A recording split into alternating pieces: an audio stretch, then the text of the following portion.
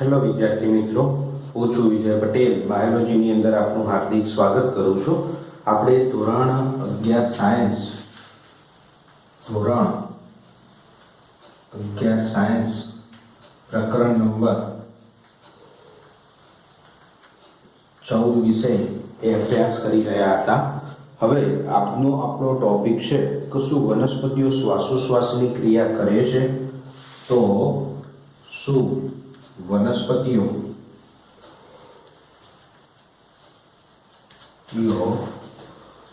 શ્વાસોશ્વાસની ક્રિયા કરે છે? એના સંદર્ભમાં આપણે એ વાતચીત કરવાની છે. તો આપણે બધા જાણીએ છીએ એ રીતે કે વનસ્પતિઓ એ ઓક્સિજન, વાતાવરણમાંથી પ્રાપ્ત ઓક્સિજનનો ઉપયોગ કરે છે અને વાતાવરણમાં કાર્બન ડાયોક્સાઇડ, બે વાયુઓ છે વાતાવરણની અંદર, મુખ્યત્વે વનસ્પતિને ઉપયોગી એવા જે શ્વાસોશ્વાસની ક્રિયા સાથે સંબંધિત કાર્યવિધિ કરતા હોય. તો વનસ્પતિઓ વાતાવરણમાંથી કાર્બન ડાયોક્સાઇડનું શોષણ કરે છે, ઓક્સિજનનું એ પ્રાપ્તતા મેળવે છે અને કાર્બન ડાયોક્સાઇડનો ઉપયોગ કરીને વાતાવરણમાં O2 મુક્ત કરતા હોય છે. તો પહેલો ટોપિક આપણે લખીએ કે વનસ્પતિઓ વાતાવરણમાંથી પ્રાપ્ત કાર્બન ડાયોક્સાઇડ અને ઓક્સિજનનો ઉપયોગ વાત વિનિમયની ક્રિયા માટે કરે છે. આપણે પ્રકાશ સંશ્લેષણની પ્રક્રિયાઓ ભણી ગયા. પ્રકાશ સંશ્લેષણની પ્રક્રિયાની અંદર આપણે જોયું કે વનસ્પતિઓ વાતાવરણમાંથી કાર્બન ડાયોક્સાઇડનું શોષણ કરે છે અને વાતાવરણની અંદર ઓક્સિજન વાયુ મુક્ત કરતા હોય છે. હવે પ્રાણીઓની જેમ વનસ્પતિઓની અંદર એ શ્વાસોશ્વાસની ક્રિયા કરવા માટે શ્વસન તંત્ર એ વિકસિત હોતું નથી કે પર્ટિક્યુલરી અંગો એ આવેલા હોતા નથી. વાતાવરણની અંદરથી જે વાયુઓ છે કાર્બન ડાયોક્સાઇડ અને O2 એમના શોષણ માટે વનસ્પતિઓની અંદર એમના પર્ણોની બાબતમાં, પ્રકારની બાબતમાં એ વાયુરંધ્ર અને વાત છિદ્ર દ્વારા એ વાત વિનિમયની ક્રિયા કરતી હોય છે. તો પ્રાણીઓની જેમ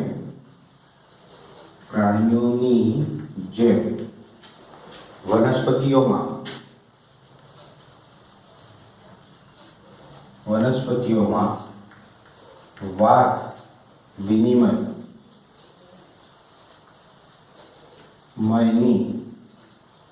ક્રિયા કરવા માટે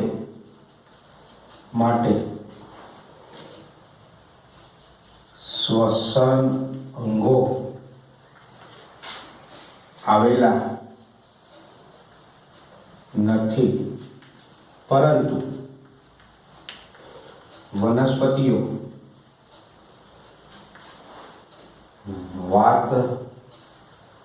વાયુરંધ્ર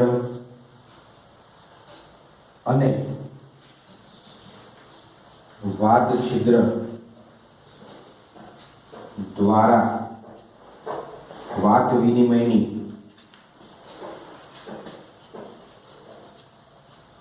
ક્રિયા કરતી હોય છે.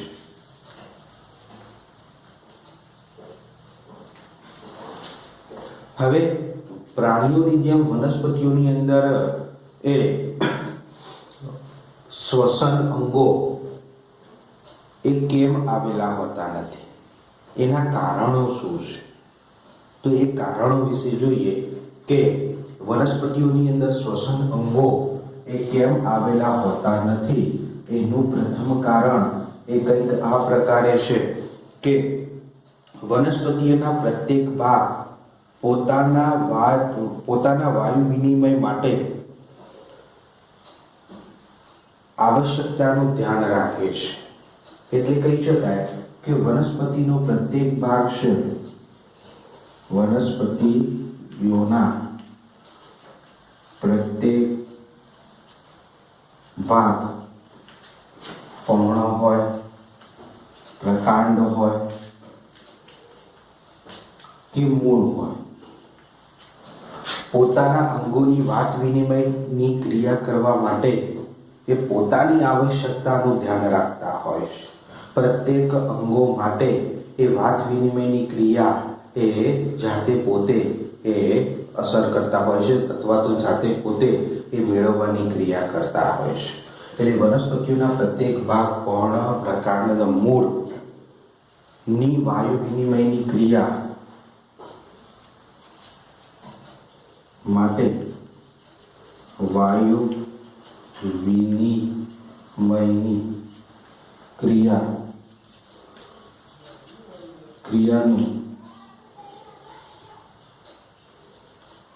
આવશ્યકતાનું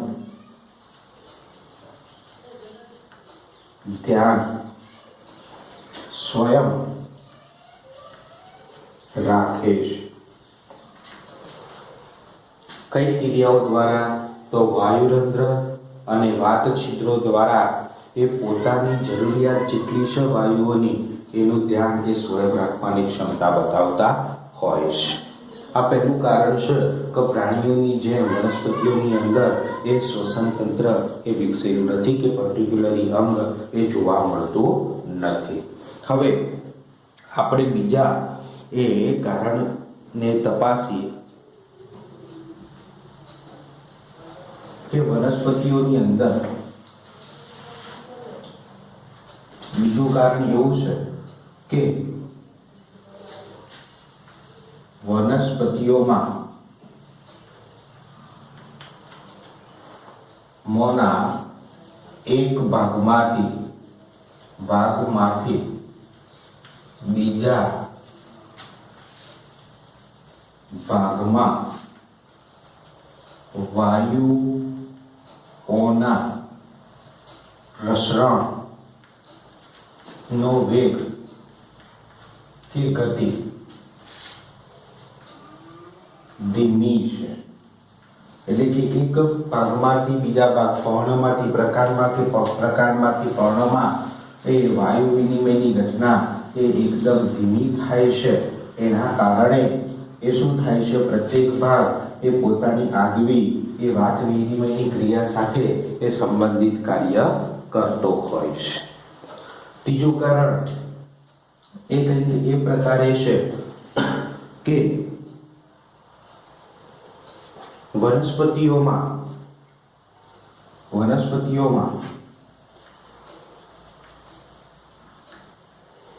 વાત વિનિમય મયની ક્રિયા માટે ઓક્સિજન અને કાર્બન ડાયોક્સાઇડ જેવા વાયુઓની વધારે પ્રમાણમાં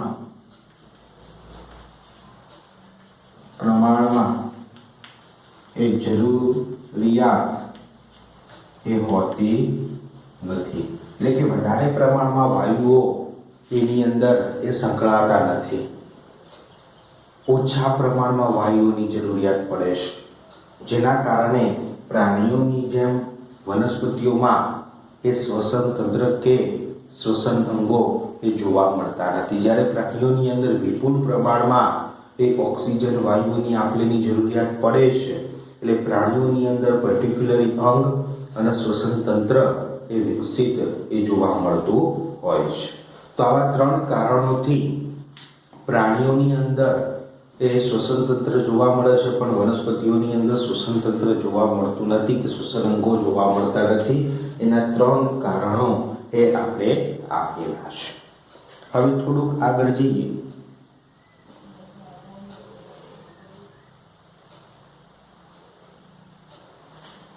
કે વનસ્પતિઓમાં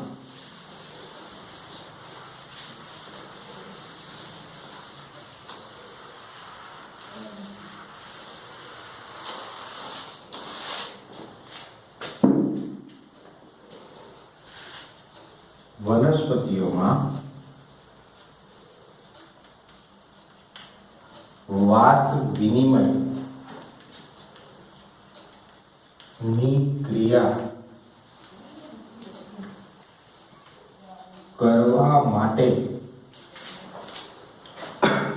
કરવા માટે ખાસ પ્રકારની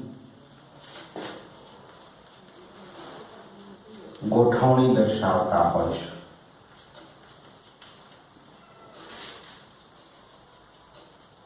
ખાસ પ્રકારની ગોઠવણી દર્શાવતા હોય છે. દાખલા તરીકે વનસ્પતિના મહત્વના 3 ભાગો, એની અંદર આપણે પર્ણને લઈએ તો પર્ણની અંદર વાયુરંધ્ર એ અવેલેબલ હોય છે અને પર્ણના પ્રત્યેક કોષો એક સીધી સપાટી સાથે સંકળાયેલા છે. એટલે પર્ણના પ્રત્યેક કોષો પ્રકાશ સાથે સંબંધિત એક કાર્ય ઝડપી કરી શકે છે અને વાતાવરણમાંના વાયુઓના સીધા સંપર્કમાં એ પ્રત્યેક કોષ પર્ણનો રહી શકે છે. એટલે પર્ણની અંદર એ વાયુરંધ્રની ઘટના દ્વારા એ સરળતાથી એ પર્ણમાં વાત વિનિમયની ક્રિયા એ થઈ શકે છે. વાયુરંધ્રની રચના એ અગાઉ એ ચેપ્ટરોની અંદર આપણે ભણી ચૂકેલા છીએ કે વાયુરંધ્ર કેવી કાર્ય કરે છે, શું કાર્ય કરે છે, કેવી રીતે વાયુઓનું આપ-લે કરે છે પાણીના માધ્યમ દ્વારા, એ આપણે ભણી ચૂકેલા છીએ. તો પર્ણની અંદર વાયુરંધ્ર મારફતે સમગ્ર પર્ણમાં વાત વિનિમયની ઘટના થાય છે ની ક્રિયા થાય છે. બીજો વનસ્પતિનો ભાગ આવે છે પ્રકાંડ. પ્રકાંડની અંદર જીવંત કોષો હોય અને છાલ હોય. તો જીવંત કોષો અને પ્રકાંડની ફરતે રહેલી એ નિર્જીવ કોષો, જેને આપણે છાલ કહીએ છીએ. તો જીવંત કોષો અને નિર્જીવ કોષો એ સાથે ભેગા મળી અને વાત છિદ્રનું નિર્માણ કરે છે. વાત છિદ્રનું નિર્માણ થાય છે અને આ વાત છિદ્ર દ્વારા એ સમગ્ર પ્રકાંડની અંદર એ વાયુઓની આપ-લે એ થતી જોવા મળતી હોય છે. તદુપરાંત મૂળ ખરું, પર્ણ પ્રકાંડના મૂળ સમગ્ર વનસ્પતિઓમાં મૃદુતકીય પેશી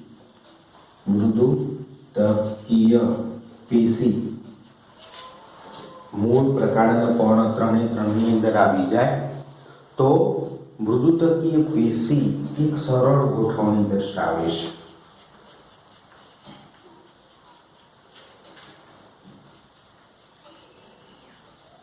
અને આ મૃદુતકીય પેશી એ સરળ ગોઠવણી દર્શાવે છે. એના કારણે એ વાયુઓની આપ-લે એ સરળતાથી થઈ શકે છે. આ મૃદુતકીય પેશી જીવંત કોષો છે અને વાયુઓની આપ-લેની અંદર ખૂબ જ સરળતાથી કામ કરતી હોય છે. એટલે સમગ્ર મૂળ હોય, પ્રકાંડ હોય, પર્ણ હોય, એ તમામ કોષોની અંદર એ વાયુઓની આપ-લેની અંદર મહત્વની એ પેશી તરીકે ઉભરી આવે છે. તો સરળ રીતે એ વનસ્પતિઓમાં વાયુ વિનિમયની ક્રિયા એ થઈ શકતી હોય છે. બીજું થોડુંક આગળ જોઈએ કે પ્રકાશ સંશ્લેષણની પ્રક્રિયા દરમિયાન એ આપણે જોઈ ગયા પ્રકાશ સંશ્લેષણના સંદર્ભમાં ચેપ્ટર. તો પ્રકાશ સંશ્લેષણની પ્રક્રિયા દરમિયાન વાત વિનિમયની ક્રિયાઓ દ્વારા એ ગ્લુકોઝ અથવા સુક્રોઝનું નિર્માણ થતું હોય છે સ્ટાર્ચ સ્વરૂપે. તો વનસ્પતિઓમાં प्रकाश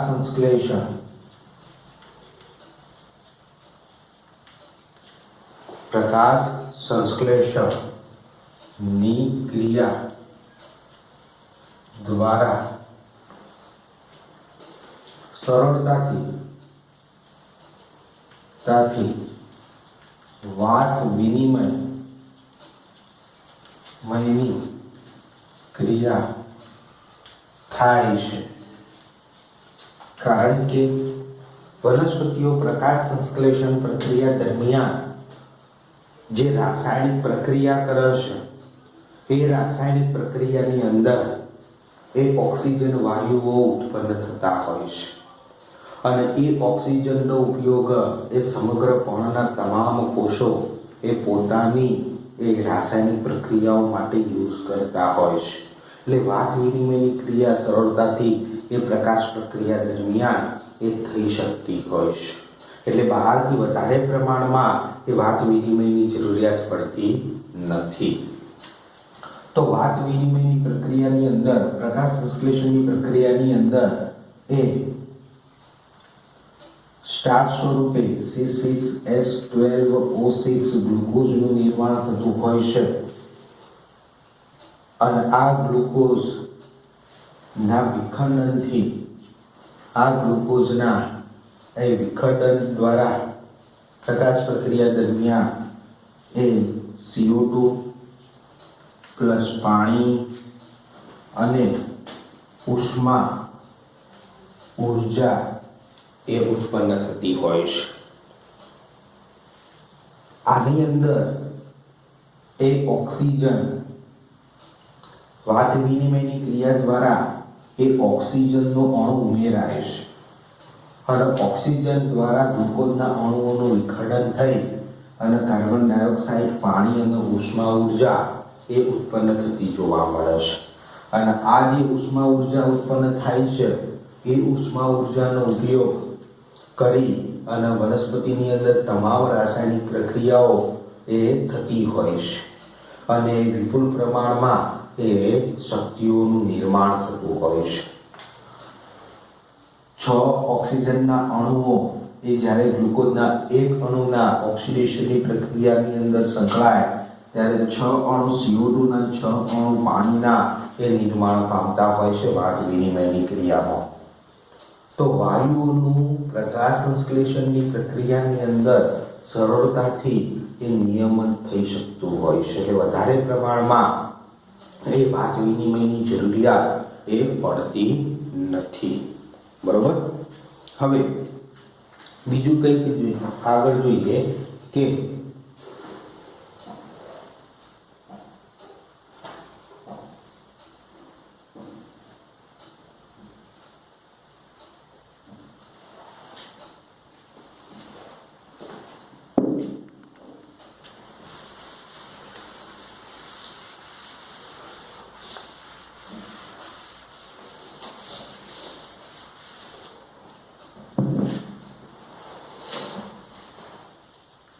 વાત વિનિમયની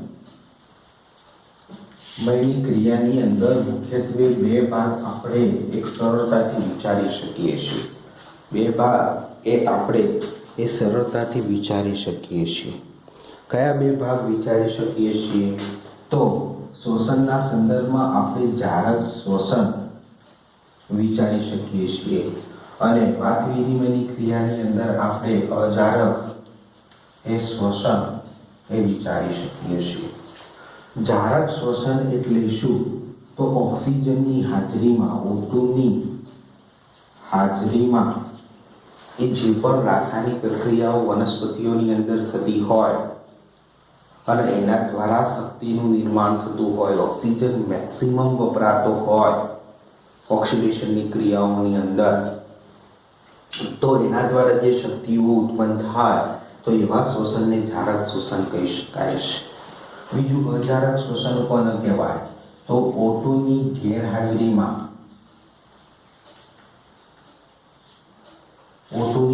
ગેરહાજરીમાં એ આંશિક ઓક્સિડેશન થાય.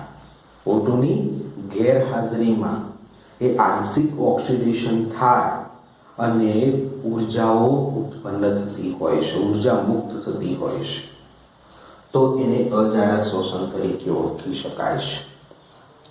વનસ્પતિઓની અંદર એ જારક શોષણના સંદર્ભમાં આપણે પ્રકાશ સંશ્લેષણની પ્રક્રિયા એ ભણી ચૂકેલા છીએ. અજારક શોષણ એ મોસ્ટ ઓફલી કોષ રસમાં થતું હોય છે, આધારકવાળા વિસ્તારોમાં થતું હોય છે, કે ત્યાં આગળ એ ઓક્સિજન એ આંશિક રીતે જ એ ઉપયોગી બનતો હોય છે. એટલે કે ઓક્સિજનના ગેરહાજરીમાં પણ રાસાયણિક પ્રક્રિયાઓ ઓક્સિડેશનની પ્રક્રિયા કરી શકે અને ઉર્જાઓનું નિર્માણ કરી શકે. બરોબર. હવે જોઈએ કે અજારક શોષણના સંદર્ભમાં O2ની ગેરહાજરીમાં એ રાસાયણિક પ્રક્રિયાઓનું આંશિક ઓક્સિડેશન થતું હોય છે. તો પ્રકાશ રાસાયણિક પ્રક્રિયા દરમિયાન અથવા તો પ્રકાશ સંશ્લેષણની પ્રક્રિયા દરમિયાન એ જે ગ્લુકોઝ ઉત્પન્ન થાય છે, એ ગ્લુકોઝ કેવી રીતે ઉત્પન્ન થાય છે? તો સૌપ્રથમ પ્રકાશ સંશ્લેષણની પ્રક્રિયા દરમિયાન એ સુક્રોઝ ઉત્પન્ન થાય છે.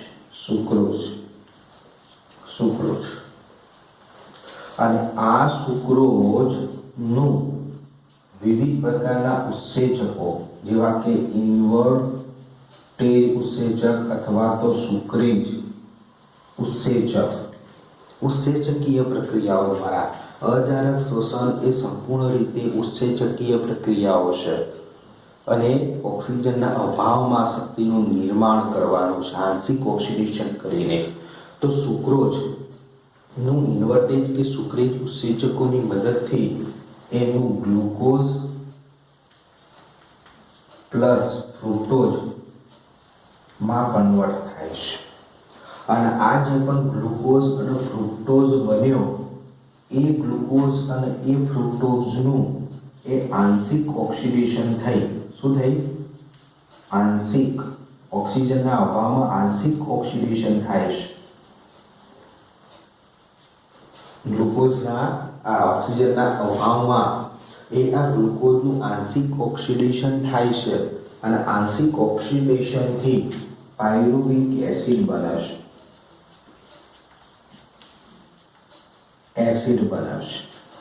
અને આ પાયરુવિક એસિડ બને છે એના કારણે એ પછી એ રાસાયણિક પ્રક્રિયાઓ થઈ અને એ શક્તિઓનું નિર્માણ થતું હોય છે. તો ગ્લુકોઝનું પાયરુવિક એસિડમાં આંશિક ઓક્સિડેશન થઈ અને રૂપાંતરણ કરવામાં આવે છે. તો ગ્લુકોઝનું પાયરુવિક એસિડમાં આંશિક ઓક્સિડેશન થઈને જે રૂપાંતરણ થયું એ સમગ્ર પ્રક્રિયાને શું કહેવામાં આવે છે? ગ્લાયકોલિસિસ કહેવાય. શું કહેવાય? ગ્લાયકોલિસિસ તરીકે ઓળખવામાં આવે છે. યાદ રાખવાનું એ જરૂર છે કે જ્યારે ગ્લાયકોલિસિસ થતું હોય, પ્રકાશ સંશ્લેષણની પ્રક્રિયાઓ થતી હોય, તો એક જ કોષ દ્વારા અથવા તો એક જ તબક્કાની અંદર વિપુલ પ્રમાણમાં શક્તિ ઉત્પન્ન થતી નથી. જો એક જ પ્રમાણમાં એક જ રીતે એક જ સમયે વિપુલ પ્રમાણમાં એ ઉર્જા ઉત્પન્ન થતી હોય તો ઉર્જાનો વ્યય વિપુલ પ્રમાણમાં એ થવાની શક્યતા હોય છે.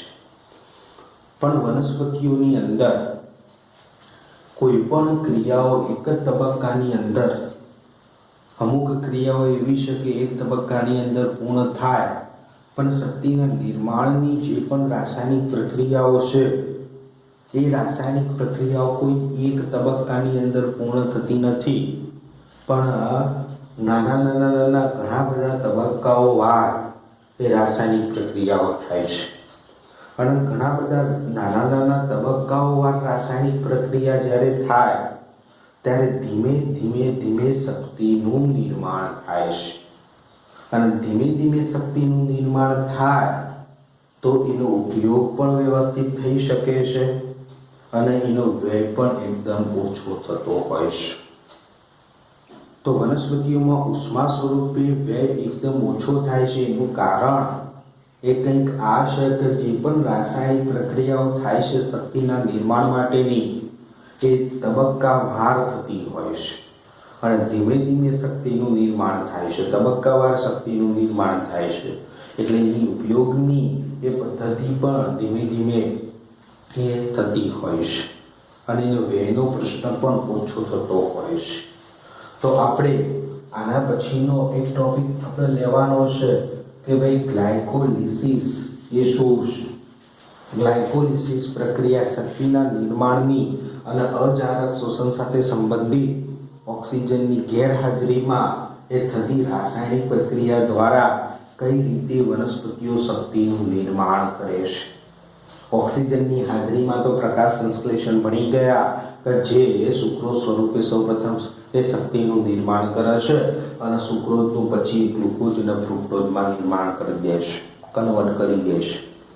એ પ્રકાશની હાજરીમાં થતી જાગૃત શોષણની પ્રક્રિયા છે. પણ આપણે ઓક્સિજનની ગેરહાજરીમાં કઈ રીતે શક્તિઓનું નિર્માણ થઈ શકે છે અને એ કેવી રીતે વનસ્પતિના કયા ભાગમાં થાય છે એ આપણે જોવાનું છે. પણ પહેલાંથી તમને કહી દીધું કે ભાઈ અજારક શોષણની પ્રક્રિયાઓ ખરી જે મેક્સિમમ આધારકવાળા વિસ્તારમાં, સ્ટ્રોમાવાળા વિસ્તારમાં, કોષ રસમાં એ થતી જોવા મળે છે. જ્યારે પ્રકાશ સંશ્લેષણ જારક શોષણની પ્રક્રિયા હરિત કણની અંદર એ થાઇલેકોઇડની અંદર થતી પ્રક્રિયા છે, બરોબર, જે પ્રકાશ આધારિત એ પ્રક્રિયા છે. તો હવે એ આપણે નેક્સ્ટ ટોપિક જોઈએ કે ગ્લાયકોલિસિસ દ્વારા શક્તિના નિર્માણની ક્રિયા કેવી રીતે એ સંભવ બની છે.